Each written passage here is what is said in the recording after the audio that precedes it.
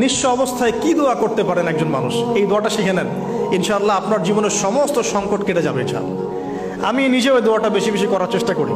দোয়াটা হচ্ছে, মুসা আলাইহিস সালাম একটা গাছের নিচে হেলান দিয়ে বসলেন, বসে দেখলেন দুইজন মেয়ে দাঁড়িয়ে আছে দূরে, পানি নিতে পারছে না, লোকজন পানি নিয়ে যাচ্ছে, ওরা দাঁড়িয়ে আছে বেচারি। মুসা আলাইহিস সালাম গিয়ে বললেন, কি সমস্যা আপনাদের? এটা নিয়ে আপনারা আবার মেয়েদের সাথে কথা বলার চেষ্টা করেন, ঠিক আছে? তো মাহারাম গায়রা মাহারাম মেনে চলে।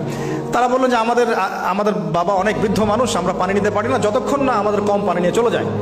মুসা আলাইহিস সালাম তো একটু বললাম না, ফিজিক্যালি খুব স্ট্রং ছিলেন, থাকে না বডি বিল্ডার, সামনে গিয়ে কথা বলে সরো পানি দিতে দাও, তখন মানুষ একটু মূল্যায়ন করে না।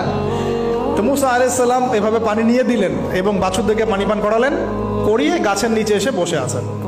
বসে বসে তিনি দোয়া করছেন, এই যে দোয়াটা তিনি দোয়া করছেন, রব্বি, একটা নেক কাজ করলেন, নেক কাজ করলেন না, মানুষের উপকার করলেন, নেক কাজ করে এসে গাছের নিচে বসে দোয়া করছেন, আল্লাহ এখানে তো আমার খাবার পানি বাসস্থান কিছুই নাই, আমি কি করব?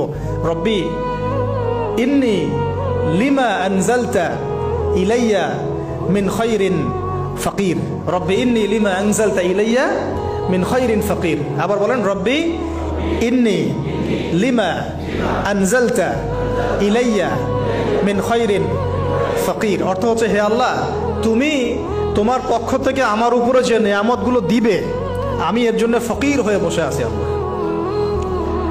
অর্থ বুঝে পড়বেন ভাই, নামাজ রোজা হজ জাকাত যাই করেন আল্লাহর ওয়াস্তে অর্থ বুঝে পড়বেন। অর্থ বুঝে পড়লে আপনার ইবাদতের স্বাদ পাবেন, তৃপ্তি পাবেন, আল্লাহর সাথে কানেকশন হবে, আল্লাহর নূর পাবেন, মাআরিফত পাবেন, সত্য স্বপ্নও দেখবেন তখন ইনশাআল্লাহ। তখন সত্য স্বপ্ন দেখবেন ইনশাআল্লাহ। আল্লাহ পাক তৌফিক দান করে দেন।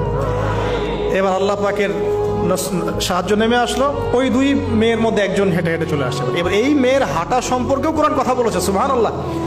এই মেয়ে কিভাবে হেঁটে এসেছে এই হাঁটার বর্ণনাও কোরআন দিয়েছে। কোরআন বলেছে এই মেয়ে হেঁটে আসছে লাজুক পায়ে। এখন আপনি এই পুরো ওয়ার্ল্ডের মেয়েদের হাঁটা দেখেন, লজ্জা আছে? তাহলে মেয়েদের সাথে লজ্জার একটা গভীর সম্পর্ক আছে। এই মেয়ের প্রশংসা আল্লাহ পাক কোরআনে করলেন, লাজুক পায়ে লাজুক ভঙ্গিতে অবনত নয়নে সে হেঁটে আসলো। এখন আপনি কেলে যান, গো টু খেল, আপনাদের টুইন টাওয়ারে যান, দেখেন সবার হাঁটার চলা দেখেন। হায়া লজ্জার কোনো বালাই আছে এখানে? আমি গত লেকচারে বলেছিলাম যে আদম আলাইহিস সালাম এবং হাওয়া আলাইহিস সালাম, ইবলিস তাদের সাথে প্রথম যে আচরণ করেছে ওই ফল খাওয়ানোর পরে, সেটা কি?